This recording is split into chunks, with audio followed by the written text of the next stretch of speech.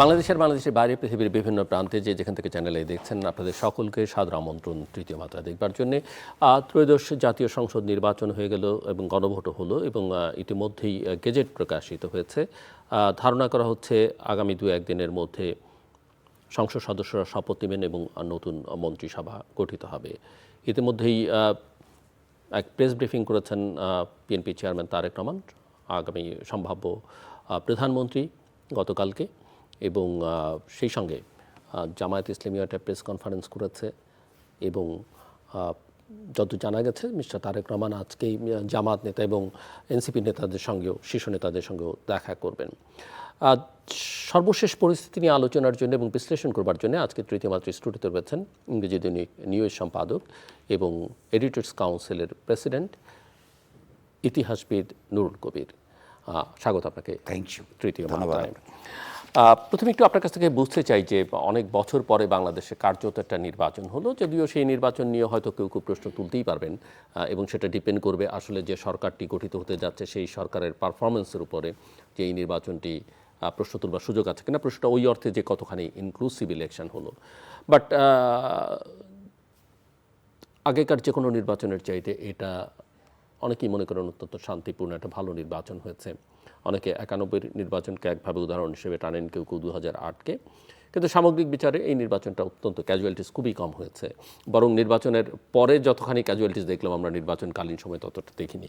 So আপনার কাছে বুঝতে চাই যে আপনার দৃষ্টিতে ত্রয়োদশ জাতীয় সংসদ নির্বাচন এবং গণভোট কেমন হলো? দেখুন, ধন্যবাদ আপনাকে। এই সর্বশেষ নির্বাচন যেটা হলো, এই হওয়ার যে পশ্চাৎপট, এই পশ্চাৎপটে এমনকি নির্বাচন অনুষ্ঠানের 2 দিন আগ পর্যন্ত আমাকে ডজন মানুষ অন্তত জিজ্ঞাসা করেছে যে নির্বাচনটা হবে কিনা। অর্থাৎ এরকম একটা পরিস্থিতি বিদ্যমান ছিল, যেই পরিস্থিতির মধ্যে শেষ মুহূর্ত পর্যন্ত নির্বাচনটা হবে কিনা সেটা নিয়ে একটা আশঙ্কা ছিল। সেই আশঙ্কার অনেক কিছু কারণও ছিল, সবগুলো ন্যায্য কারণ সেটা হয়তো আমি বলবো না, কিন্তু অনেক কারণ ছিল। কারণ এর মধ্যে একটা তো খুবই ভয়ঙ্কর, সেটা হচ্ছে আমি এখনও বলবো যে অধ্যাপক ইউনূসের অন্তর্বর্তীকালীন সরকারের ভেতরের যারা যারা মন্ত্রী ছিলেন তাদের একটা অংশ, বিশেষত যারা রাজনৈতিক দিক থেকে কনজারভেটিভ, ডানপন্থী, জামাত ইসলামী সহ কতগুলি সংগঠনের সঙ্গে যারা জড়িত ছিলেন, যাদের প্রতি তারা বায়াস ছিলেন, তাদের স্বার্থকে সামনে রেখে এবং নিজেদের স্বার্থকে সামনে রেখে তারা একদিকে নির্বাচনটাকে ইতিমধ্যেই প্রলম্বিত করতে পেরেছিলেন, দ্বিতীয়ত তারা নির্বাচনকে ঘিরে একটা অনিশ্চয়তার আবহ তৈরি করতে পেরেছিলেন। সেরকম একটা সময়ের মধ্যে, প্রেক্ষাপটের মধ্যে নির্বাচনটা সঠিক সময়ে অত্যন্ত সুন্দরভাবে হয়েছে। ইনক্লুশন কিংবা এক্সক্লুশনের কথা যদি বলুন, এটা 2 দিক থেকে। বাংলাদেশের আওয়ামী লীগ এই দেশে একটা অত্যন্ত বড় রাজনৈতিক দল ছিল, কখনো কখনো দ্বিতীয় অবস্থানে ছিল। সেই রাজনৈতিক দলই এখানে অংশগ্রহণ করবার সুযোগ পায়নি। কারণ হচ্ছে তার নেতৃত্ব গণ অভ্যুত্থান চলাকালীন সময়ে 3 সপ্তাহের মধ্যে কয়েক শত হাজারের কাছাকাছি মানুষকে হত্যা করেছে, কিন্তু ক্ষমতাকে আঁকড়ে রাখবার জন্য। তার জন্যে এটা যে কোনো বিবেচনা একটা প্রায় গণহত্যার মতন মানবতা বিরোধী অপরাধের মধ্যে তারা যুক্ত। তখন ইউনূসের সরকার সকল পলিটিক্যাল পার্টিগুলির সঙ্গে আলোচনার পরিপ্রেক্ষিতে তাদের কার্যক্রম, তাদের এই অপরাধের বিচার না হওয়া পর্যন্ত স্থগিত করেছে। সেই রকম পর্যায়ে আপনি লক্ষ্য করুন, কোনো রাজনৈতিক দল থেকে আপনার আওয়ামী লীগকে নির্বাচন করতে দেয়া হোক, এরকম একটি রাজনৈতিক দল থেকেও এরকম কোনো দাবি ওঠে না। এবং লক্ষ্য করবার মতন জিনিস, যেটা আওয়ামী লীগের খুব উপলব্ধি করা প্রয়োজন, যে এই যে তাদের অ্যাবসেন্সটা, তাদের অনুপস্থিতিটা মানুষ ফিল করল না, অনুভব করল না, আক্ষেপ দেখা গেল না সামাজিকভাবে বৃহত্তর কোনো পরিসরে, সেটা থেকে তার একটা উপলব্ধি করা প্রয়োজন যে তারা সত্য সত্যিই কতগুলি বড় ধরনের অপরাধ করেছিলেন। সেই অপরাধগুলির জন্য কখনো না কোনো দুটো প্রক্রিয়া, একটা হচ্ছে বিচারিক প্রক্রিয়া, সেইটাতে যা রায় হবার হবে এবং সেগুলোতে একটা পর্যায়ে তারা ইচ্ছে করলে সেগুলোকে তার বিরুদ্ধে আপিল করবারও সুযোগ থাকবে, এবং যাতে থাকে সেগুলো সমাজকে দেখতে হবে। আপনার সেই ব্যবস্থা যেমন থাকবে, অন্যদিকে তাদের উপলব্ধি করবার ব্যাপার আছে এই অপরাধ তারা করেছিল, তার জন্য জনগণের কাছে আপনার দুঃখ প্রকাশ হওয়ার, ক্ষমা চাওয়ার একটা প্রয়োজনীয়তা অনিবার্য হয়ে উঠেছে। সঙ্গে সঙ্গে আজকে যারা অনেক বড় ম্যান্ডেট নিয়ে ক্ষমতায় গিয়েছেন, জাতীয়তাবাদী দল, মানুষ তাদের উপর যে আস্থা রেখেছে, সেখানে তাদেরকে মনে রাখতে হবে তাদের আচার আচরণের মধ্যে যে এই দেশে আওয়ামী লীগের মতো একটা রাজনৈতিক দল, যে বাংলাদেশের স্বাধীনতার যুদ্ধে রাজনৈতিকভাবে নেতৃত্ব দিয়েছে, এই দেশের উপর রাজনৈতিকভাবে তার দাবি অনেক, বাংলাদেশের মানুষের সঙ্গে দীর্ঘকাল জুড়ে অপরাধ করলে তাদের এমন অবস্থা হয় যে নেতৃত্বকে পালিয়ে যেতে হয়, এবং তারা রাজনৈতিকভাবে উত্থানের সম্ভাবনাগুলো বা ফিরে আসবার সম্ভাবনাগুলো অনির্দিষ্টকালের জন্যে আপনার অনিশ্চিত হয়ে পড়ে, এবং একটা উচ্ছ্বাসপূর্ণ নির্বাচনের মধ্যেও তাদের অনুপস্থিতি কেউ অনুভব করে না। এইটা আওয়ামী লীগের গায়ের শরীরের উপর দিয়ে যেমন গেল, তেমনি এই কথাগুলো বিএনপিকে মনে রাখতে হবে, বা যারা বিরোধী দল হতে আছে জামাত ইসলামী, তাদেরও এটা মনে রাখতে হবে যে মানুষের সঙ্গে বেশি দিন আপনার এই দুঃশাসন মানুষ সহ্য করে। আপনি যেটা বলছিলেন যে দুদিন আগেও পর্যন্ত কারো কারো মধ্যে অনিশ্চয়তা ছিল, যেমন আমি অনেক মানে ক্রমাগতভাবে বলে গেছি যে আমি নির্বাচনটা দেখিনি, যদিও তার সঙ্গে আমি অনেকগুলো কথাও বলেছি এবং আমার দিক থেকে আমি সেটার ব্যাখ্যাও আছে। বাট আপনার কাছে কি মনে হয় শেষ পর্যন্ত ইলেকশনটা যে হলো এবং একটা ভালো ইলেকশন হলো, পিসফুল ইলেকশন হলো, এটা এর কৃতিত্ব কার এবং কিভাবে হলো বলে মনে করেন? একটা হচ্ছে যে অন্তর্বর্তী সরকারের প্রধান এই নির্বাচনটা যথাসময়ে চেয়েছেন বলে আমার কাছে বরাবর মনে হয়েছে, আপনি বলেছেন এর আগেও বলে। দ্বিতীয়ত হচ্ছে রাষ্ট্র বা সরকার প্রধান শুধু চাইলেই এত বড় আয়োজন একা নিষ্পন্ন করা যায় না।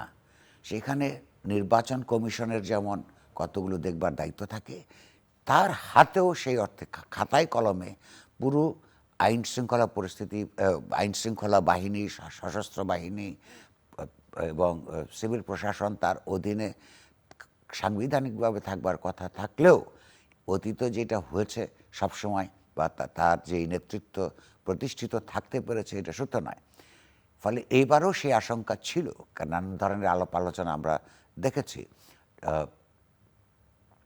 আপনাকে জিজ্ঞেস করলে আমি বলবো যে প্রধানত আপনার সশস্ত্র বাহিনীগুলো, সেনাবাহিনী বিশেষত, তাদের ভূমিকাটা অত্যন্ত গুরুত্বপূর্ণ ছিল।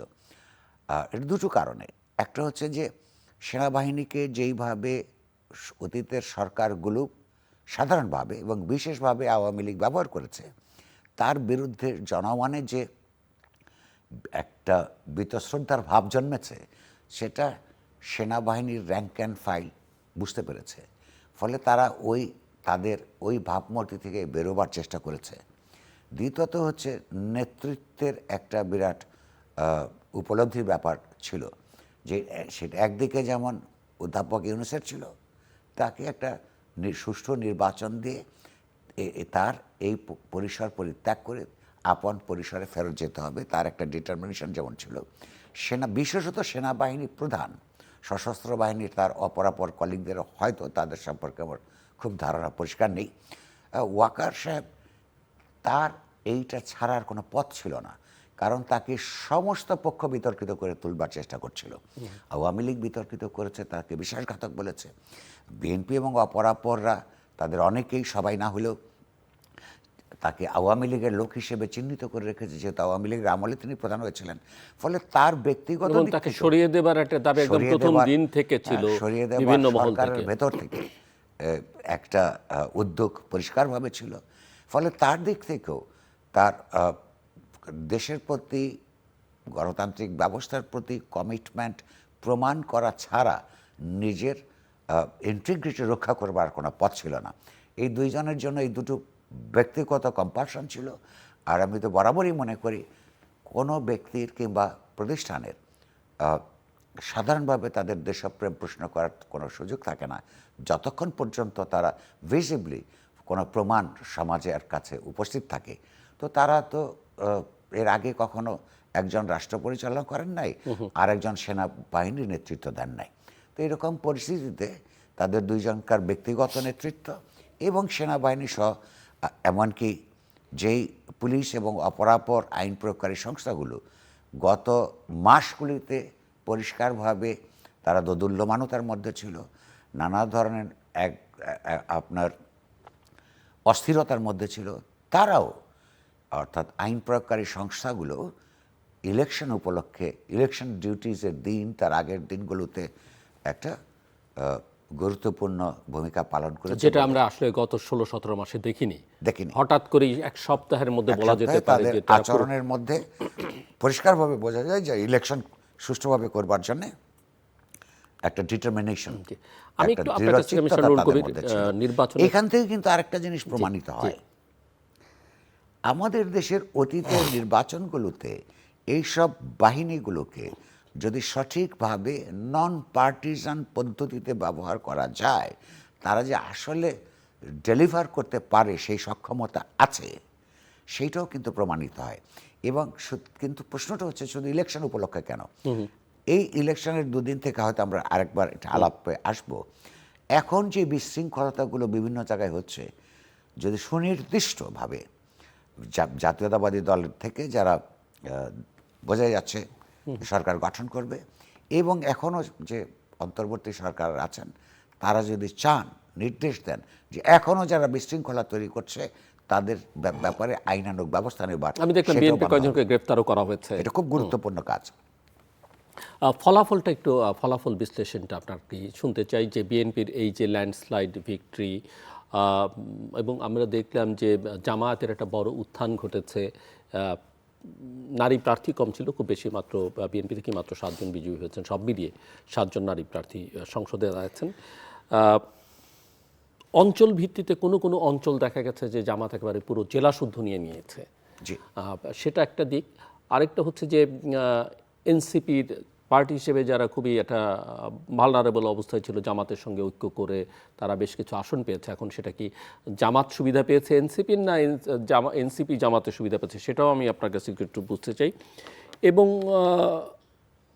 হিন্দু ভোটার বা মাইনরিটি ভোটাররা, পাহাড়ের ভোটাররা, তাদের পজিশনটা, তারা কি, তাদের ভূমিকাটা কি ছিল আপনি মনে করেন? এবং একই সঙ্গে আওয়ামী লীগের সমর্থকদের ভোট কোথায় গেছে, কি বিবেচনা ছিল, আদৌ তারা ভোট দিচ্ছেন? অনেকগুলো, আমি পুরো অ্যানালাইজ করতে হলে আসলে এটা আমার যদ্দূর মনে থাকে একটা বলার চেষ্টা করবো, ভুলে গেলে আমি স্মরণ করে দেব আপনাকে। অবশ্যই আপনার স্মরণ শক্তি আমার চেয়ে বেশি। না না, প্রথম কথা হচ্ছে যে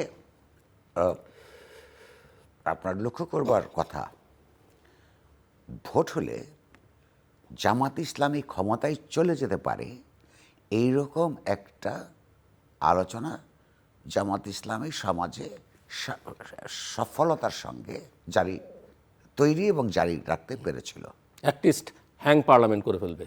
হ্যাঁ, আমি বলবো যারা মনে করতেন যে জামাত ইসলামী হাইপ তুলছে বলে তার পার্টিকুলারলি সামাজিক মাধ্যমগুলোতে, এই কথা যারা বিশ্বাস করেছে তারা বাংলাদেশকে এখনো পর্যন্ত চিনতে পারে নাই। বাট ইঞ্জিনিয়ার্ড ইলেকশন হলে সেটা তো সম্ভব ছিল না, সেটা তো আমরা একটা আলাপ করছি ধরে নিয়ে, যে এখনো পর্যন্ত ধরে নিয়ে, এখন মানে গুরুতর কোনো অভিযোগ প্রমাণিত হবার আগ পর্যন্ত, এগুলো আরো কয়েকদিন চলতে থাকবে। ধরে নিচ্ছে একটা সুষ্ঠু নির্বাচন হয়েছে, আমরা অ্যাপারেন্টলি যেটা দেখেছি। এইরকম একটা পরিস্থিতিতে আপনার এই অনুষ্ঠানে আমি একাধিকবার বলেছি, বাংলাদেশ এখনো পর্যন্ত জামাত ইসলামীর মতন রাজনৈতিক দলকে রাষ্ট্র ক্ষমতায় দেখবার মতো বাংলাদেশের সমাজ প্রস্তুত হয় নাই। তাদের অগ্রগতি হয়েছে রাজনীতিতে, কেন হয়েছে সেটা আমরা আলাপ করেছি, আরেকবার আলাপ করতে পারবো, কিন্তু সেটা হয় নাই, হওয়ার কথা নয়।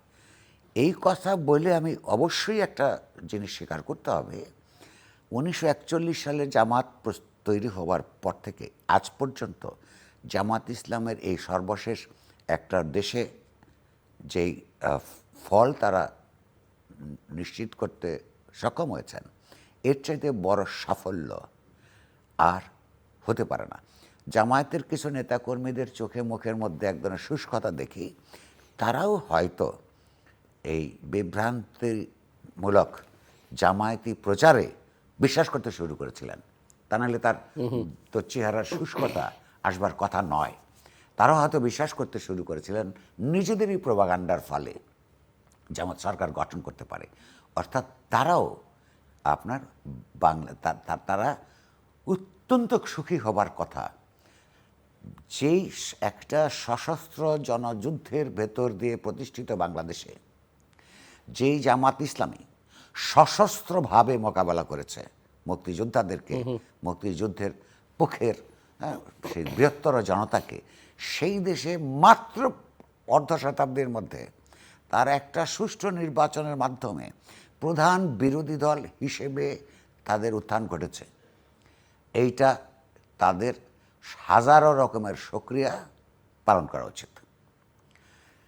দ্বিতীয়ত হচ্ছে আমি অসন্তুষ্ট তাতে, হ্যাঁ, যে দু কারণে।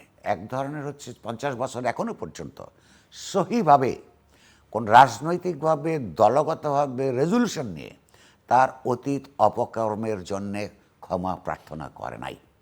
তার মধ্যে তার এই অগ্রগতি আপনার অত্যন্ত হতাশাজনক। দ্বিতীয়ত হচ্ছে তার ঠিক রাজনীতিটা বাংলাদেশের সমাজ এবং রাষ্ট্রের গণতান্ত্রিক বিকাশের একটা প্রধান প্রতিবন্ধকতা হিসেবে বিদ্যমান রয়েছে। কেন? গণতন্ত্রের প্রথম কথা হচ্ছে প্রত্যেকটি নাগরিকের অধিকার সমান, নারী পুরুষ নির্বিশেষে, হিন্দু মুসলমান নির্বিশেষে, বাঙালি এবং অবাঙালি জাতি গোষ্ঠী নির্বিশেষে। জামায়াত এই ভোটের আগেও পরিষ্কারভাবে বলেছে রাজনীতিতে, বিশেষত রাষ্ট্রের সর্বোচ্চ পদে, নির্বাহী পদে, প্রধানমন্ত্রী কিংবা এমনকি তার দলের মধ্যেও আমির পদেও নারীকে এই পদের যোগ্য বলে অন্তর্গতভাবে, সহজাতভাবে ধর্মীয় কারণে আপনার তারা মনে করে যে এটা হতে পারবে না। অর্থাৎ কোনো অবস্থাতেই নারী এবং পুরুষকে সমান নাগরিক অধিকার তারা মঞ্জুর করে না। মুখে অন্য যে কথাই বলুক, তার বক্তব্যের নির্যাস থেকে এটাই বোঝা যায়। এই যে তার এই পজিশনটা একই সঙ্গে বাংলাদেশ রাষ্ট্রের যে সংবিধান, সেই সংবিধানের পরিপন্থী। বাংলাদেশের সমাজকে, বাংলাদেশের জনসমাজকে, বাংলাদেশের গণতন্ত্র মনস্ক সকল দলের অন্তর্ভুক্ত বা দল বহির্ভূত মানুষকে চিন্তা করতে হবে যে বাংলাদেশ কি এমন কোনো রাজনৈতিক দলকে অপারেট করতে দিবে কি সমাজের মধ্যে, যার রাজনীতিটা বাংলাদেশের উত্থানের সঙ্গে সাংঘর্ষিক। বাংলাদেশের রাষ্ট্রের সংবিধান যেখানে নারী এবং পুরুষকে সমান অধিকার দেয়, তার পরিপন্থী এই রাজনীতি করবার অধিকার আছে কি নেই, এই আলোচনাটা শুরু করে একটা পর্যায়ে নিষ্পত্তি সাধন করতে হবে। ইতিমধ্যে জামাত ইসলামীও সুযোগ পাবে তার এই অবস্থান পুনর্মূল্যায়নের প্রয়োজন আছে কি নেই। তা আমি বলবো এক অর্থে সবচেয়ে বেশি সাফল্য হলো জামাত ইসলামের। কারণ সাধারণত এইখানে যে দ্বিদলীয় ব্যবস্থা প্রতিষ্ঠিত হয়েছিল সেটা ভালো কি মন্দ ভিন্ন আলোচনা, আমি মনে করি মন্দ। কিন্তু এই দ্বিদলীয় প্রতিষ্ঠার মধ্যে আওয়ামী লীগ যদি না থাকে, বিএনপি এরকম একটা, আপনি যে ভাষায় ল্যান্ডস্লাইড একটা বিজয় পাবে, এটাই স্বাভাবিক।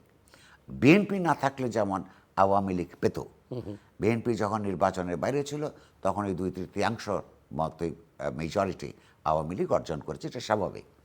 কিন্তু একটা কথা আপনি অন্যান্য প্রশ্নগুলো যদি একসাথে জড়িয়ে দেই, বিএনপিকে খুব পরিষ্কারভাবে বুঝতে হবে যে জামায়াতের ভোট অনেক বেড়েছে, অনেক জায়গায় বিএনপি প্রার্থীকে অনেক বড় ধরনের কন্টেস্ট করার মধ্য দিয়ে জিততে হয়েছে। সেই ভোটগুলি তার কোত্থেকে এলো? বিএনপির একটা বিরাট অংশ বিএনপিরই আচরণের কারণে, আপনার গত 18 মাসের নির্বাচন পূর্ববর্তী 18 মাসের একটি কারণ। দ্বিতীয় আরেকটি কারণ, বিএনপির ভিতরেও আওয়ামী লীগের ভিতরে জামাত যেমন সুপ্ত অবস্থায় বহু লোকজন ছিল, বিএনপির ভিতরেও জামাত সুপ্ত অবস্থায় ছিল। তাদেরও বিএনপি পরিত্যাগ করে জামাত ইসলামের দিকে ভোট গেছে। এরপরে এই ভোটগুলি সে কোথায় গেল এবং অনেকগুলো ক্লাস্টার তারা তৈরি করতে পেরেছে সারা দেশে। যদি আপনি ম্যাপ দেখেন যে ইভেন একাধিক জেলা তারা পুরো আমি কন্ট্রোলে আসছি, নিয়ে নিয়েছে। সেই জায়গাটা আসছি। ওইটা খুব গুরুত্বপূর্ণ একটা প্রশ্ন, যেটা সমাজবিজ্ঞানীদেরকে আরো ভালো করে বুঝবার চেষ্টা করতে হবে। আমি সেটা পরে আসছি। বিএনপির দূর অতীতের রেকর্ড এবং সাম্প্রতিক 5ই অগাস্ট 24 সালের গণঅভ্যুত্থান পরবর্তী সময়ে তাদের যে আঞ্চলিক পর্যায়গুলোতে মানুষকে কষ্ট দিয়েছে, অনেক চাঁদাবাজি, হ্যাঁ, নানা ধরনের অপরাধের সঙ্গে তারা যুক্ত হয়েছে। এরপরেও যে মানুষ তাদের উপর আস্থা রেখেছে, এই সব ভোট বিএনপির নয়। এইটা বিএনপি যদি এখনো না বোঝে, তাহলে অনতিবিলম্বে সে বিপদে পড়বে।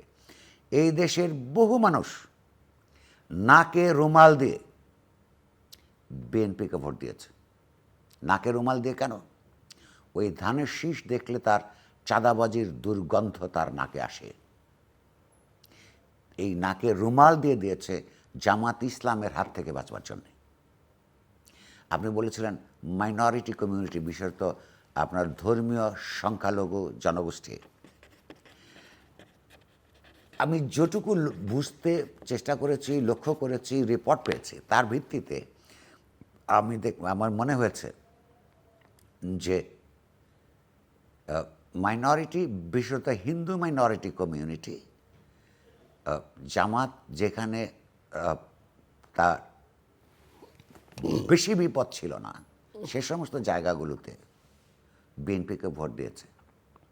এটা দুইভাবে হয়েছে। এই দেশের মাইনরিটি কমিউনিটি নানান কারণে, ঐতিহাসিক কারণ, আওয়ামী লীগের সঙ্গে থেকেছে।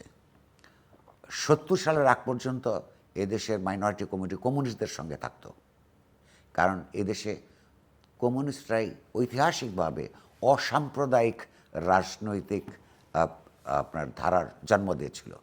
কিন্তু কমিউনিস্টরা নিজেদের নানান দুর্বলতার কারণে যখন খণ্ডে খণ্ডে বিভক্ত হয়ে পড়ে, তখন আর এই মাইনরিটি কমিউনিটিকে রক্ষা করবার যখন আর যোগ্যতা হারায়, তখন তারা কিন্তু আওয়ামী লীগের সঙ্গে যুক্ত হয়ে পড়ে। আওয়ামী লীগের নেত্রী এবং তার সন্তান পরিষ্কারভাবে নির্দেশ দিয়েছিল তাদের ভোটারদেরকে ভোটদানে বিরত থাকবার জন্যে। বাস্তবে আমরা লক্ষ্য করেছি সবাই আওয়ামী লীগের সমর্থক কর্মীরা তাদের নেত্রীর কথা শোনে নাই।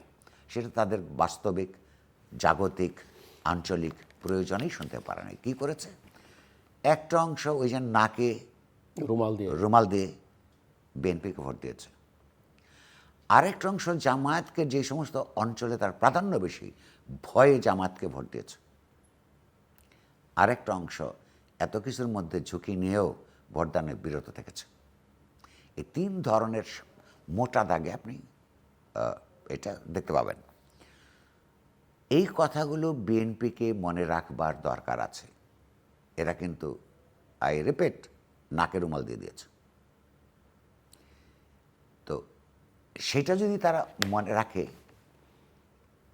বিএনপিকে দুটোভাবে ভাববার, বিএনপি নেতৃত্বকে ভাববার সুযোগ আছে।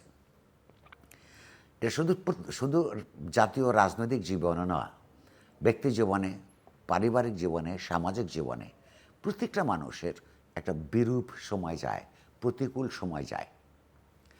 এই প্রতিকূল সময়ে তার যে উপরে থাকে অফিসের বস, পরিবারের বড় কর্তা, রাজনীতিতে তুলনামূলকভাবে উচ্চতর নেতা, তারা যখন তার অধীনে যারা তাদের সঙ্গে দুর্ব্যবহার করে, এরকম ইতিহাস মেলা অবিচার করে।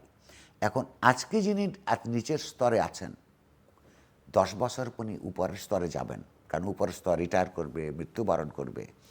এই যে নিচ থেকে যারা উপরে উঠল, সুস্থ মানুষ, মানসিকতা সম্পন্ন মানুষ একভাবে এইটাকে মূল্যায়ন করে, অসুস্থতা মানুষ অন্যভাবে করে। যে সুস্থ মানসিকতার লোক, সে চিন্তা করে যে আমার দুর্দিনে আমার উপরে যিনি ছিলেন, তিনি আমাকে যেই ধরনের কষ্টের মধ্যে রেখেছেন, কেবলমাত্র তার হায়ারার্কিতে, তার উপরে থাকবার কারণে, আমি যখন উপরে উঠেছি, আমার হাতে যেন এখনকার যারা অধস্তন তাদের যাতে এই কষ্টটা না হয়। এটি হলো জীবনের প্রতি ইতিবাচক দৃষ্টিভঙ্গি, সুস্থ দৃষ্টিভঙ্গি। নেতিবাচক দৃষ্টিভঙ্গি হচ্ছে আমাকে আমি যেমন কষ্ট আমার হায়ারার্কিতে উপরে তার কারণে যেমন কষ্টে থেকেছি, এখন আমি উচ্চতর পদে এসেছি, আমিও ও আমার যারা অধস্তন তাদেরকে ওই অবস্থার মধ্য দিয়ে নিব। এই দুই ধরনের মানসিকতা সম্পন্ন সাধারণভাবে জগতে, সমাজে, সংসারে পাবেন।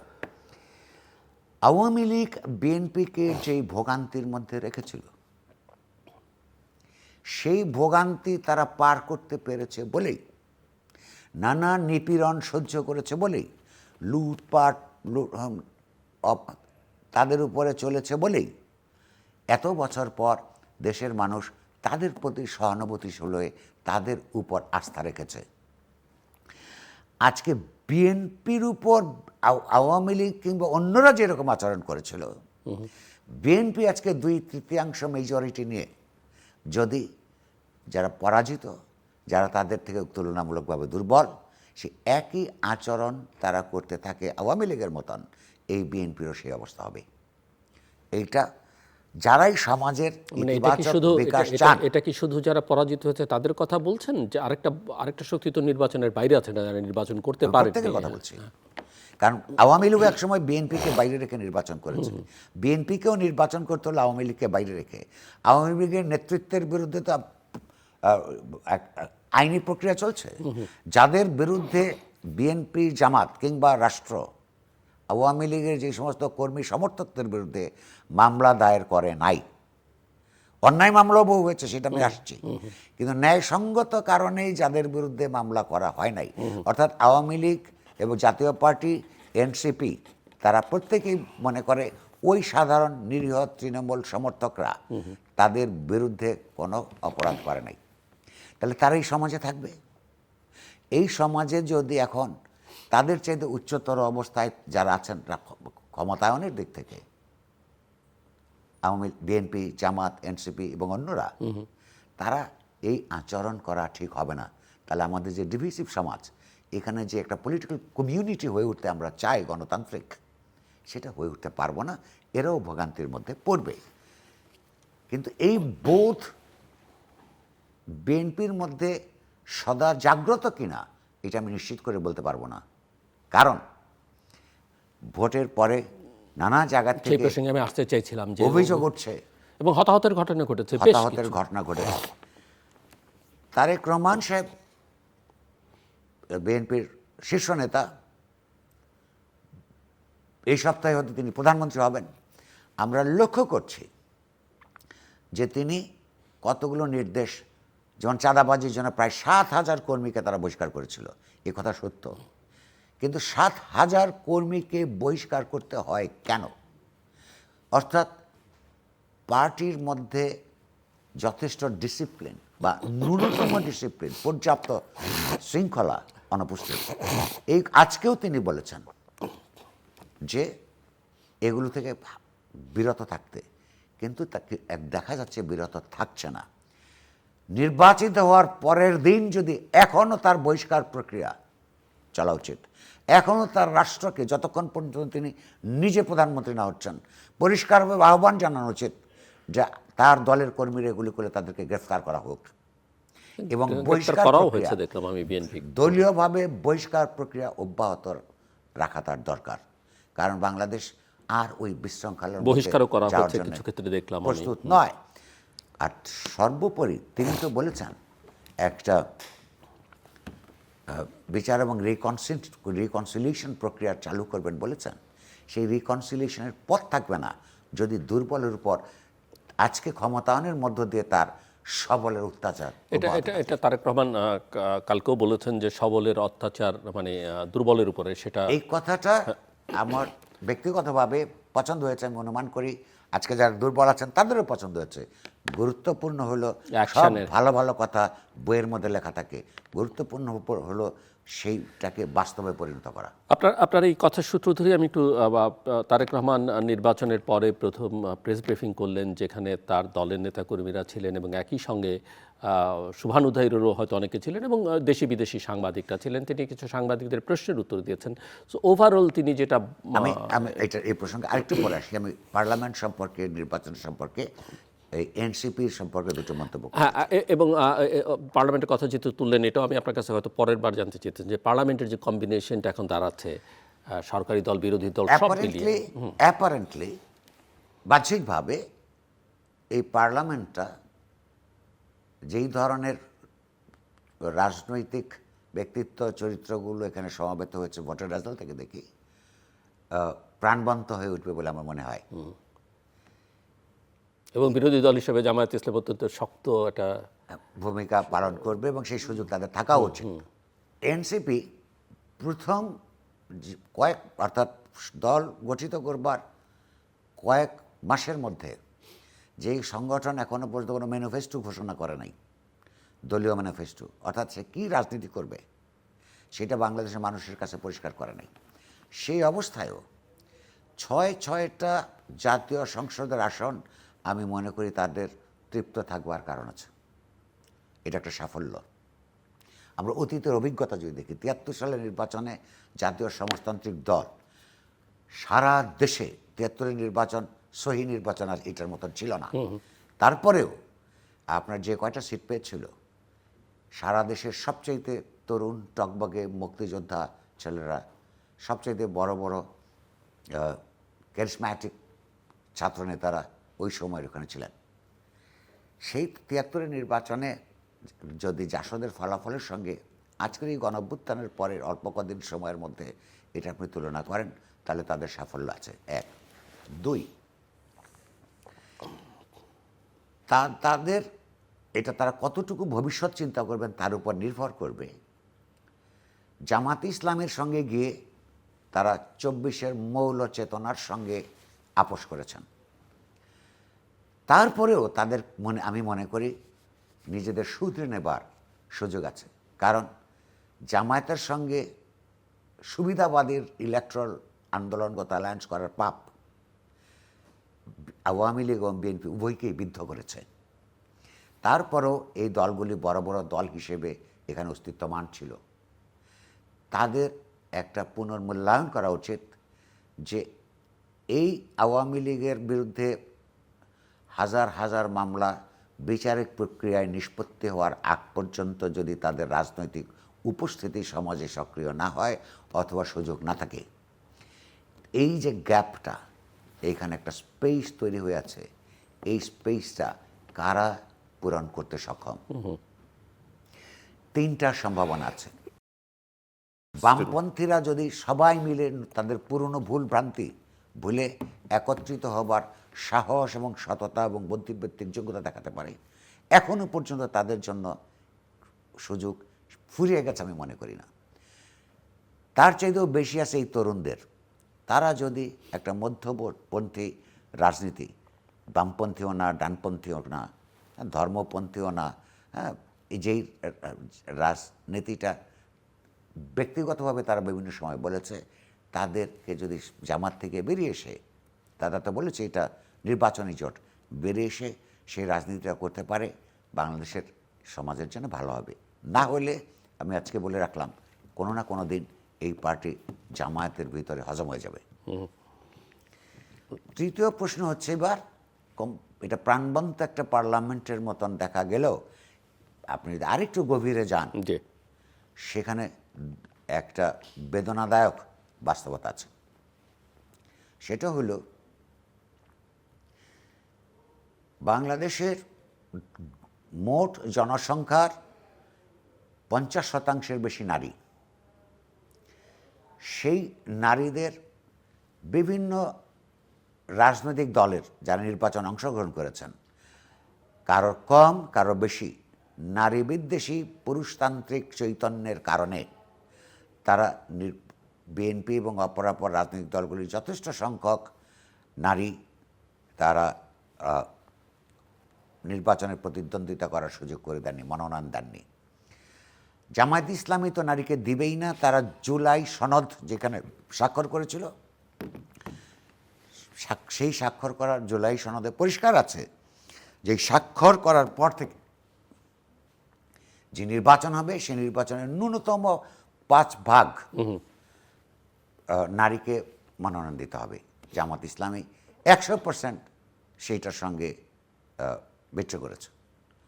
ওই যেটাকে আমি মুনাফেক বলি, লিখে দস্তখত দিয়েছে একরকম, কাজ করে আরেক রকম। ফলে নারী আন্ডার রিপ্রেজেন্টেড ভীষণভাবে।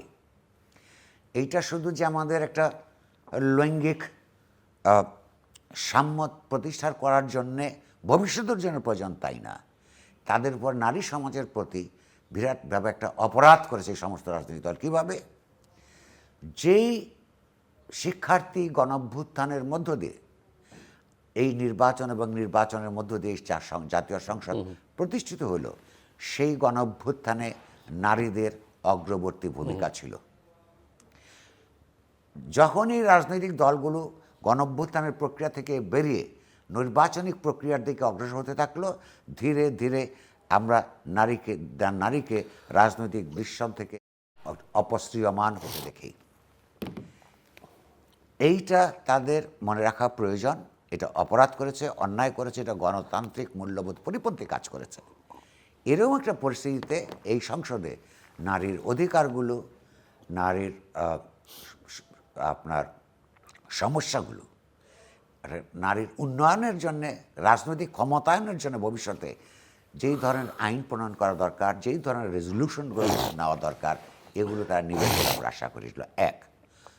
দ্বিতীয়ত আরেকটা দৈন্য হলো এই পার্লামেন্টের আবারও আপনার বিশেষত ধর্মীয় সংখ্যালঘু সম্প্রদায়ের প্রতিনিধিত্ব নাই বললেই চলে। অর্থাৎ রাজনৈতিক দলগুলো নিজেদের থেকে যথেষ্ট, এমনকি মোট জনসংখ্যার অনুপাতে যারা তারা আছে সেই পরিমাণ অনুপাতে মনোনয়ন দেয় নাই, অর্থাৎ তাদেরকে বিশ্বাস করে নাই। আর এই করে না বলেই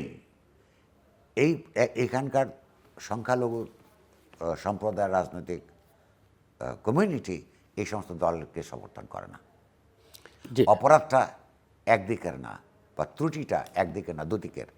আশা করি এই পার্লামেন্টকে ব্যবহার করে বাংলাদেশ আপনার হিন্দু, মুসলমান, বৌদ্ধ, খ্রিস্টান, পাহাড়ি, বাঙালি সবার সম্মিলিত যুদ্ধের মধ্য দিয়ে প্রতিষ্ঠিত হয়েছে।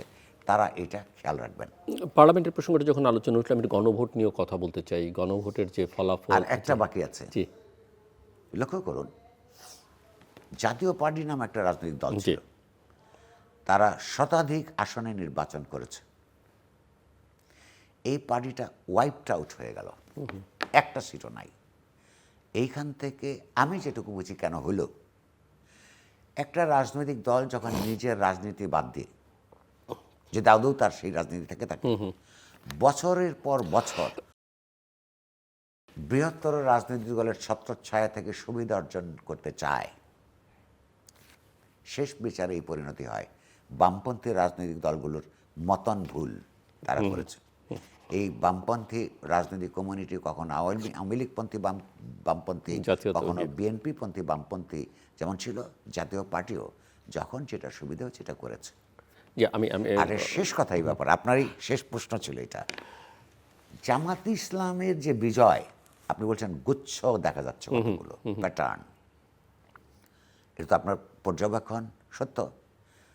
সীমান্তবর্তী এলাকাগুলো, উত্তরবঙ্গের দারিদ্র্যপীড়িত এলাকাগুলো, এমনকি ঢাকায়ও আপনি যদি লক্ষ্য করুন যে ঢাকায় যে কয়েকটা সিট বা শহরাঞ্চল সিট পেয়েছে, সেই সমস্ত আপনার সাবারবান এলাকাগুলো যেখানে দরিদ্র মানুষের আপনার কনসেন্ট্রেশন বেশি। এর অর্থ আছে এটা যারা এই অসাম্প্রদায়িক রাজনীতি করতে চান তাদের জন্য এটা গুরুত্বপূর্ণ, এটাকে বুঝবার, লক্ষ্য করবার। জামাত ইসলামী এই নির্বাচনকে কেন্দ্র করে তো এহেন সম্ভাব্য অপরাধ নাই নির্বাচনে জিতবার জন্য করে নাই।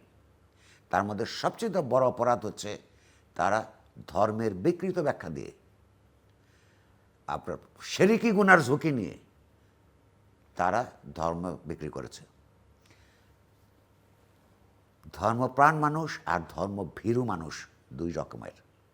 মানুষ যখন দরিদ্র থাকে, তার সারা দিনের পরিশ্রমের মধ্য দিয়েও যখন তার স্বাবলম্বী হয়ে উঠতে পারে না, তার শিক্ষা, স্বাস্থ্য, তার কাজ, তার বাসস্থান, এগুলো যখন নিশ্চয়তা হয় না, সেটা হয় না আসলে অর্থনৈতিক পদ্ধতির কারণে, বৈষম্যবাদী অর্থনৈতিক ব্যবস্থার কারণে। আর যেহেতু তার শিক্ষার সুযোগ কম, সে এই অর্থনীতিকে ব্যাখ্যা করে সেই রাজনৈতিক অর্থনীতিকে বিরুদ্ধে অবস্থান গ্রহণ করার সচেতন মতামত নেওয়ার অবস্থাও তার থাকে না। তখন সে ধর্মপরায়ণ মানুষটাকে যখন এই ধর্ম ব্যবসায়ীরা ধর্মের ভয় দেখায়, এই ধর্মপরায়ণ মানুষটা ধর্মভীতু হয়ে ওঠে। এই ভয়টা তারা দেখিয়েছে। জামাত ইসলামীকে ভোট না দিলে তারা দোজখে যাবে, দিলে তারা ভেস্তে যাবে। তো যেই মানুষগুলো তাদের চোখের সামনে একদল লোক ভেস্তি সুবিধা নিতেছে, বিত্তবানরা, সে যখন এই জগতে আপনার কোনো সুখ স্বাচ্ছন্দ্যের দেখা পায় না, সে তো ওই আশ্বাসে আপনার মুগ্ধ হয়ে অথবা ভরসা করে এই ধর্মাশ্রয়ী রাজনৈতিক দলকে ভোট দিয়েছে।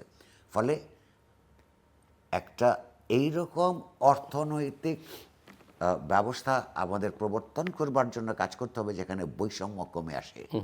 সাম্য প্রতিষ্ঠিত না হলেও অন্তত তাদের নাম, আমরা আশা করি না বিএনপির মতো রাজনৈতিক দল একটা সাম্য প্রতিষ্ঠার রাজনীতি করবে, কিন্তু বৈষম্য বিরোধী একটা গণঅভ্যুত্থানের মধ্য দিয়ে এই দল ক্ষমতায় গেছে, তাকে এই অর্থনীতিটা, অর্থনীতির চরিত্রটা, এই অর্থনীতির রাজনৈতিক নেতিবাচক প্রভাবগুলো লক্ষ্য করে তার অর্থনৈতিক নীতি। আমি প্রশ্ন করছিলাম যে গণভোট একই সঙ্গে হয়েছে এবং এটাও কম গুরুত্বপূর্ণ ছিল না, কিন্তু ভোট তো হলো, হ্যাঁ পক্ষে ভোট পড়লো, যদিও না ভোট এবং ভোট না দেওয়া মানুষের সংখ্যায় 60%, মোর দেন 60%। তো আপনি কি মনে করেন যে যে প্রক্রিয়ায় গণভোটটা হয়েছে এবং গণভোট সম্পর্কে যে ধারণাটা দেওয়া হয়েছে যে এগুলো, এবং আদেশ যেটা জারি করা হয়েছে, নতুন পার্লামেন্ট সেই জায়গায় কি ভূমিকা রাখবে, কতখানি তারা গ্রহণ করবে? যদিও তারেক রহমান বলেছেন যে তাদের অঙ্গীকার কিছু আছে, নোট অফ ডিসেন্টও ছিল জুলাই চার্টারে, তারা সেটাও স্বাক্ষর করেছে, সেগুলো মেনশন করেছে। বাট আপনি কি মনে করেন? দুইভাবে আলাপ করা যায়, সাধারণভাবে একটা বিশেষভাবে।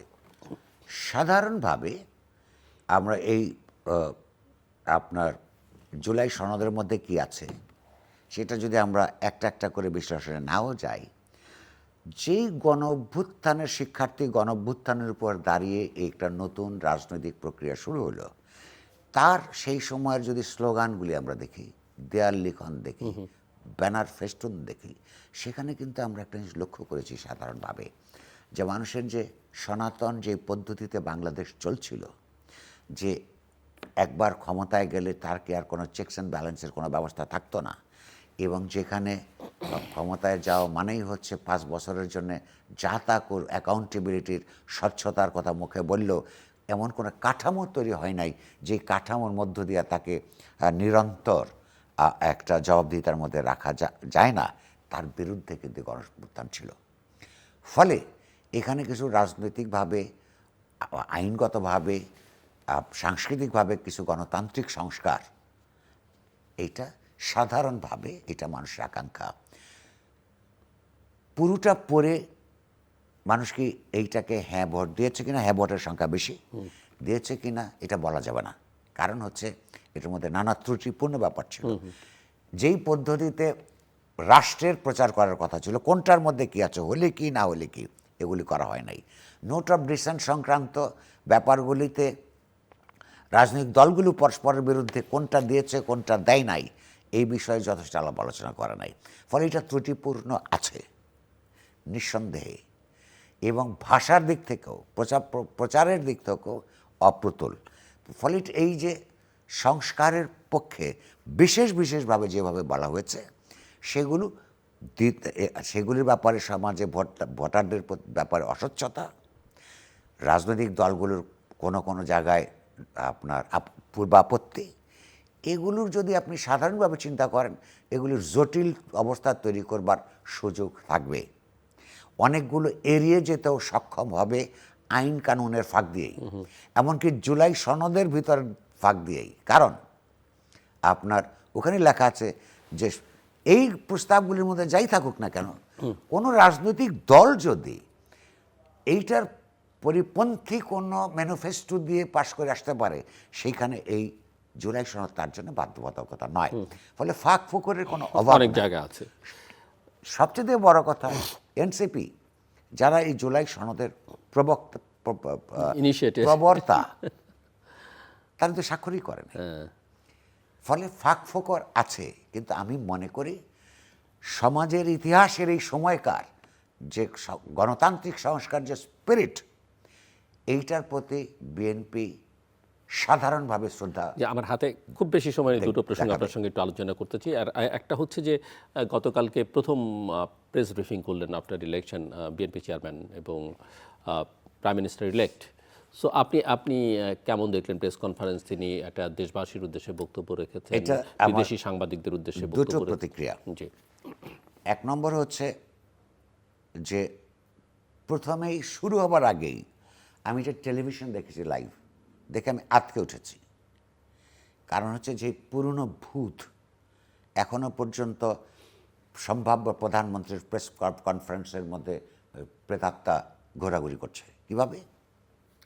পৃথিবীর কোথাও কোনো সভ্য দেশে প্রধানমন্ত্রীর কিংবা বড় কোনো রাজনৈতিক দলের, এমনকি যে কোনো ব্যক্তির যার জাতীয় গুরুত্ব আছে, গুরুত্বপূর্ণ মানুষের প্রেস ব্রিফিংয়ে বা প্রেস কনফারেন্সে কখনোই সাংবাদিকরা ছাড়া, সাংবাদিকদের মধ্যে সম্পাদক নন, শুধু রিপোর্টাররা ছাড়া কেউ থাকে না।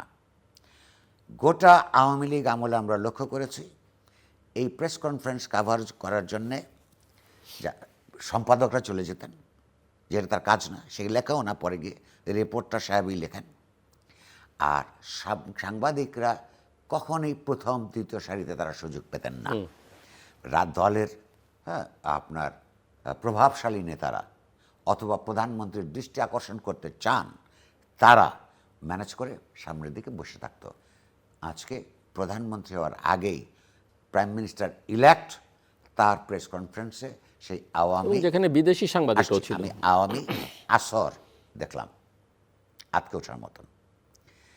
দ্বিতীয়ত হচ্ছে এটা যদি প্রেস ব্রিফিং হয়, আর একজন বিএনপির দিক থেকে চিন্তা করা উচিত ছিল, যারা ড্রাফট করেছেন বা যিনি পড়েছেন, তারেক রহমান, তিনি জনগণের উদ্দেশ্যে ভাষণ দিচ্ছেন না, তিনি প্রিয় দেশবাসী বাংলাদেশি ভাই বোনেরা বলে সম্বোধন শুরু করছেন পরিষ্কারভাবে। এগুলোকে প্রিসাইজ, ছোট ছোট ছোট কিন্তু গুরুত্বপূর্ণ। তিনি প্রেসকে তার কিছু কথা বলতে চান, আন্তর্জাতিক প্রেস, জাতীয় প্রেসকে বলতে চান, এবং সেখানে তার্কিকদের কিছু প্রশ্ন তারা নিতে চান। প্রশ্ন এসছে, উনি ছোট ছোট করে উত্তর দিয়েছেন। সব বলি উত্তর আমার মনোপুত হবার কারণ নাই, কারোরই কখনোই সব কথা মনোপুত হবে না। কিন্তু ওনার তো একটা সুবিধা আছে, আপনার জেনেটিক সুবিধা। তার পিতা কম কথা বলতেন, তার মা কম কথা বলতেন, লক্ষ্য করি তিনিও কম কথা বলেন। ফলে এই যে ছোট রাজনীতিকরা যে যত বেশি কথা বলবে তত বেশি ঝামেলায় পড়বে। শেখ হাসিনা পড়েছেন। তো তিনি ছোট ছোট করে উত্তর দিয়েছেন, এইটা ভালো। কিন্তু আপনার প্রেস ব্রিফিং আর জনসভা করার মধ্যেকার পার্থক্যটা এর পরের বার থেকে তিনি খেয়াল করবেন বলে আমরা আশা করব। আপনাদের আমাদের এই কথা হয়তো তার কান পর্যন্ত পৌঁছবে কিনা জানি না। বিএনপির যদি কোনো শুভাকাঙ্ক্ষী তাকে পৌঁছাতে পারে, তার পর্যন্ত তাকে গিয়ে খবরটা দিবেন বলে আশা করি। বিদেশি সাংবাদিকরা থাকবার কারণে তার ভাবমূর্তি আরও নষ্ট হবে তার দলের। যে একটা প্রেস ব্রিফিংয়ের মধ্যে বা প্রেস কনফারেন্সের মধ্যে আপনার সামনের সারিতে প্রেসের লোক নাই, আছে তার দলের নেতারা। আর প্রেস ব্রিফিংয়ের মধ্যে, প্রেস কনফারেন্সের মধ্যে কান্নাকাটি কিংবা আনন্দ উল্লাসের ব্যাপার থাকে না। একজন গুরুত্বপূর্ণ, জনগুরুত্বপূর্ণ ব্যক্তি দেশকে প্রেসের মাধ্যমে কথা বলছেন, তার কথা মানুষ মনোযোগ দিয়ে শুনবে, ক্রিটিক্যালি কান খাড়া করে শুনবে, সেখানে হাততালি দেওয়ার কিংবা অশ্রুপাত করবার জায়গা না। তিনি কথা বলছেন প্রেসকে, দুই পাশের থেকে দাঁড়িয়ে তার দলের লোকজনদেরকে কতক্ষণ পরপরই আমরা হাততালি দিয়ে দেখছি। হাততালি দেওয়ার জন্য তারা আরেকটা বিষয়, জনসভা করতে পারেন, তারা নিজেদের মধ্যে সেমিনার সিম্পোজিয়াম করতে পারেন, তারা চাইলে নিজেরা। এইগুলো পৃথিবীতে কতগুলি আন্তর্জাতিক নিয়ম দাঁড়িয়েছে, সেগুলো থেকে শেখা এবং সেগুলো যেগুলো ভালো আছে সেগুলোকে সম্মান করা। একটা বিষয় যে ছোট্ট করে হাতে সময় নেই, না হলে প্রেস ব্রিফিংয়ে খুব স্বাভাবিক যে উনি ওনার স্থায়ী কমিটির সদস্যদের নিয়ে বসছেন, কিন্তু সবাই ছিলেন না, কেউ কেউ সামনেও ছিলেন, অনেকে স্টেজে ওনার পাশে ছিলেন। উত্তরটা উনিই দিয়েছেন, ওনার প্রেস ব্রিফিং যেহেতু উনিই দেবেন, স্বাভাবিক উনি অন্যদের সহযোগিতা নিতেও পারেন, কিন্তু প্রায় সকল ক্ষেত্রেই তিনি একজন স্ট্যান্ডিং কমিটি মেম্বারের কে দিয়েছেন উত্তর দেবার জন্য। সেটা দুটো অর্থ আছে আমার কাছে। আমার কাছে যে অর্থটা দাঁড়িয়েছে, কথাটা আমি তখনই মিস্টার আমির খসরু মাহমুদ চৌধুরীকে দেখছিলাম। একটা হচ্ছে, ধর যদি তিনি এটা করতেন যে যেই ধরনের প্রশ্ন আসে তার মাথার মধ্যে ভবিষ্যতে কারা সেগুলো নিয়ে ডিল করবে বা তারা এক্সপার্ট, মঞ্চে থাকা, তাহলে সেই সব তিনি আগেই বলতে পারতেন কিছু প্রশ্নের উত্তর প্রশ্নের প্রকৃতি অনুযায়ী আমার কলিগরা দিবেন। তো প্রশ্ন মূলত দুই তিন ধরনেরই ছিল। প্রধানত ছিল বিদেশি যারা এসছেন তারা আন্তর্জাতিক সম্পর্ক, তারা আপন আপন দেশের সঙ্গে বাংলাদেশের নতুন নেতৃত্ব কীভাবে ব্যবহার করবেন সেটা এসেছে। তো সেইটার মধ্য দিয়ে দুটো ইঙ্গিত পাওয়া যায়। এক, ওইখানে উপবিষ্ট সভাপতি মণ্ডলী তাদের স্ট্যান্ডিং কমিটি, স্থায়ী কমিটির মধ্যে সবচেয়ে আস্থা কি তাহলে আমির খসরুর উপরেই তার, এটা একটা ইঙ্গিত, এটা মেসেজটা তাই যাবে। আমির খসরু সাহেবের তাদের খুশি হবার কারণ থাকবে। অথবা তিনি ফরেন রিলেশন সংক্রান্ত প্রশ্নটা তার দিকে দিয়েছেন, তাহলে তিনি কি পররাষ্ট্রমন্ত্রী হতে যাচ্ছেন? আইসিটি বিচার সংক্রান্ত প্রশ্নের উত্তর ওনার কাছেই গেছে, আমির খসরু মাহমুদ চৌধুরীর কাছে। ওনারা ধরে নিয়েছিলেন আইসিটিটা আসলে প্রথমে, কারণ এটা একটু ওই আপনার এখানে একটা হচ্ছে আইসিটি মন্ত্রণালয় বলে একটা জিনিস আছে। এখন তারা একটু কনফিউজড হয়েছে। আমার হাতে আসলে 3 মিনিট সময়, কিন্তু এই প্রশ্নটা খুবই গুরুত্বপূর্ণ, মানুষের কৌতূহল যেখানে, এবং যেটা দিয়ে আসলে বোঝা যাবে, অনেকখানি বোঝা যাবে, হয়তো পুরোটা না হলেও, যে সরকারটা আসলে কেমন হচ্ছে, কেমন পারফর্ম করবে। অর্থাৎ ক্যাবিনেটে কারা থাকছেন, স্পিকার কে হচ্ছেন, রাষ্ট্রপতি কে হচ্ছেন, ডেপুটি লিডার কে হচ্ছেন, ডেপুটি স্পিকার কে হচ্ছেন, এরকম অনেকগুলো, এবং কোন মন্ত্রণালয়ে কে পাচ্ছেন। So any guess and any suggestions? না, প্রথম কথা হচ্ছে গেস করব না আমি। ওকে, হ্যাঁ, সাধারণভাবে কথা বলবো, সাজেশন আপনাকে দিয়ে তো আমার কোনো লাভ নাই। কারণ আপনাকে কিংবা আমাকে জিজ্ঞেস করে কোনো রাজনৈতিক দল ক্যাবিনেট বানানো উচিত। আমরা বাতাসে ছেড়ে দিচ্ছি, যদি পৌঁছায় এবং গ্রহণ করতেও পারেন, নাও করতে পারেন। যে নির্বাচিত হয়েছেন, হননি বা নির্বাচন করেননি, 3 ধরনের লোক তার সামনে আছে ক্যাবিনেট করার। রাষ্ট্র এবং রাজনীতি, রাষ্ট্র, ক্যাবিনেট, গভর্নেন্স প্রধানত রাজনৈতিক ব্যাপার, ফলে প্রধানত রাজনীতিকদের নিয়ে তার ক্যাবিনেট করা উচিত।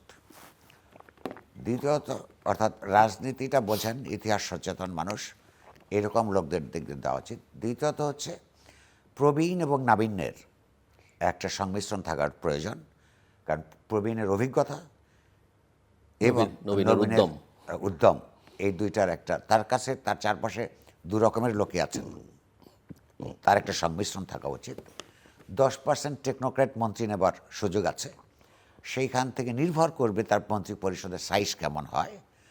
আমার ধারণা তার একটা ছোট সাইজ দিয়ে শুরু করা উচিত, কারণ তখন তিনি বিবেক বিবেচনা করে দেখে শুনে সুযোগ পাবেন। তাকে হয়তো আরও সিদ্ধান্ত কতগুলি রাজনৈতিকভাবে নিতে হবে। তারা আন্দোলন এবং সংগ্রামের জন্যে একসাথে করবেন, গভর্নমেন্ট ফর্ম করবেন, এরকম কথা তারা দিয়েছিলেন। ফলে তাদের যারা এই সঙ্গে নির্বাচিত হয়ে এসছেন তাদেরকে তার ক্যাবিনেটে নেবেন কিনা, কিংবা তারা ক্যাবিনেটে থাকবেন কিনা, আর যারা তার কথায় নির্বাচন করেন নাই তাদেরকে তার কম্পেনসেট করবার ব্যাপার আছে। বিএনপি অবিচার করেছে এমন ঘটনা আছে। মাহমুদুর রহমান মান্না আপনাকে যদি জিজ্ঞেস করেন, হ্যাঁ, তার উপর অবিচার করা হয়েছে বলে আমি মনে করি।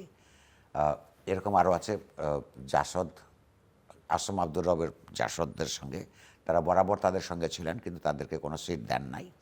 তাদেরকে শুনেছি কথা দিয়েছেন যে সরকার গঠনের সময় তাদেরকে কম্পেনসেট করবেন। এগুলো তার নিষ্পত্তি করতে হবে। সাধারণভাবে আমি বলবো একটা ছোট ক্যাবিনেট দিয়ে শুরু করা উচিত, প্রবীণ এবং নবীনের একটা সমন্বয় সাধন করা উচিত, এবং বড় ধরনের দুর্নীতির অভিযোগ ছিল বা আছে, সেটা প্রমাণিত কিংবা অপ্রমাণিত এরকম লোকদেরকে দিয়ে তার ক্যাবিনেট করা ঠিক হবে না। রাষ্ট্রপতি, স্পিকার, অন্যান্য গুরুত্বপূর্ণ বেশ কিছু জায়গা আছে, সেগুলো ধরেন নানান স্পেকুলেশন সমাজ আছে। ডেপুটি লিডার, এমন কাউকে এমন কোনো জায়গায় বসানো উচিত হবে না, হ্যাঁ, যেটা আপনার ওই পদমর্যাদার সঙ্গে সঙ্গতিপরণ নয়। ফলে রাজনীতিকদের মধ্যে যারা আছেন, প্রেসিডেন্ট একজন সম্মানিত লোককে করা উচিত, তাকে মানুষ বলবে যে হ্যাঁ, তাকে সম্মান করা যায়। স্পিকার তো শুধুমাত্র সম্মানের ব্যাপার নয়, আইন কানুন জানতে হবে। তাকে এত বড় এই পার্লামেন্টটা কিন্তু সামলানো, হ্যাঁ, খুব কঠিন হবে না, খুব সহজ হবে না। এগুলো সব বিচার বিবেচনায় এনে, হ্যাঁ, তিনি যদি করেন, সেগুলো ধরেন, এগুলো আপনাকে জিজ্ঞেস করলে, আমাকে জিজ্ঞেস করলে আমাদেরকে একরকম আমাদের মাথায় আছে, তার মাথায় হয়তো অন্যরকম আছে। তিনি তার সিদ্ধান্ত গ্রহণ করবেন, আমরা করার পরে হয়তো মন্তব্য করব। কিন্তু শুধু আমরা চাইব বাংলাদেশের মানুষ বিএনপির উপর অনেক বড় ধরনের আস্থা রেখেছে, এই আস্থার প্রতি সুবিচার করবেন, এবং এই সুবিচার হতে পারে গণতান্ত্রিক গভর্নেন্স, স্বচ্ছতা এবং অ্যাকাউন্টেবিলিটির সুযোগ রাখা। প্রেসকে গণতান্ত্রিকভাবে কাজ করতে দেওয়া উচিত। আজকে কিন্তু উনি সহযোগিতা আশা করেছেন, আপনার নজরুল ইসলাম খান, ওই কথাটা আমি কি প্রেসের সহযোগিতা আশা করেছেন। আমি প্রেসকে কিন্তু এই সহযোগিতাটা ব্যাখ্যা করবার দুরকম পথ আছে। সাধারণত ক্ষমতাসীনরা, হ্যাঁ, দালালি করাকে সহযোগিতা মনে করে, কিন্তু প্রেস তাকে সহযোগিতা করতে পারে শুধু ক্রিটিক্যাল থাকার মধ্য দিয়ে, ভুল ত্রুটি অসঙ্গতি ধরিয়ে দেবার স্বাধীনতা থাকলে, চ্যালেঞ্জ করবার মধ্য দিয়ে, এই চ্যালেঞ্জটা মোকাবেলা করবার সাহস সেই সরকারের থাকে, যার স্বচ্ছতা থাকে, যার গণতান্ত্রিক আচরণ থাকে। আমরা আশা করি যে গণতন্ত্র এবং বিকশিত করতে হলে আপনার গণমাধ্যম প্রতিষ্ঠানগুলোর স্বাধীনতা নিশ্চিত করবার তারা ব্যবস্থা করবে। অনেক ধন্যবাদ মিস্টার নুরুল কবির। দর্শক, কথা বলছিলেন সাংবাদিক, সম্পাদক, ইতিহাসবিদ নুরুল কবির। আমার মনে হয় আমি বরাবরই বলি যে তার কথার পরে আসলে কথা বলবার প্রয়োজন পড়ে না, কারো শুনবারও আগ্রহ থাকে না। যে কথা না বললেই নয় যে আমরা গণতান্ত্রিক উত্তরণের প্রক্রিয়া একটা নতুন ধাপে প্রবেশ করলাম। বিগত পেছনটা নিয়ে আমরা অনেক আলোচনা করেছি। এখন নতুন ধাপে আমরা আসলে কতটা টিকে থাকবো, এটা অব্যাহত থাকবে বা কী ধরনের হবে, সেটা দেখবার জন্যে আমাদের বেশ খানিকটা সময় অপেক্ষা করতে হবে। তবে একথা ঠিক, মিস্টার নুরুল কবির যেটা বলেছেন যে এর প্রায় পুরোটাই এখন নির্ভর করবে বিএনপি এবং তার প্রধান, সম্ভাব্য প্রধানমন্ত্রী তারেক রহমানের উপরে। তিনি কি করবেন কি করবেন না তার উপরে।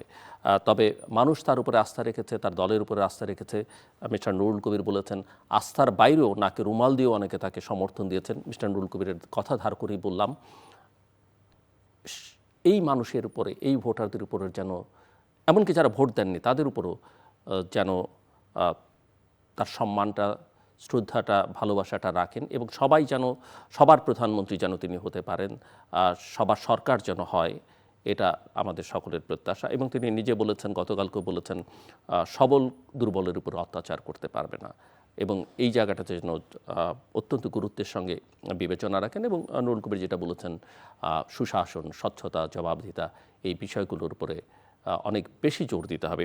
এবং এটা মাথায় রাখতে হবে যে বিজয়টা যতখানি সহজ হয়েছে, শেষ পর্যন্ত ফলাফল দেখে মনে হয়েছে সরকার চালনাটা অতখানি সহজ হবে না। আমি এভাবে বলতে পারি যে জনগণের সমর্থনটা যথেষ্ট পরিমাণে আছে, কিন্তু বিএনপির জন্যে, তারেক রহমানের জন্যে শত্রুর পরিমাণ তার চাইতে অনেক বেশি, এবং মিত্রের সংখ্যা খুব কম। এটা তাদের মাথায় রাখতে হবে সরকার পরিচালনার ক্ষেত্রে। আমাদের সঙ্গে থাকবার জন্য অসংখ্য ধন্যবাদ। সবার জন্য শুভকামনা।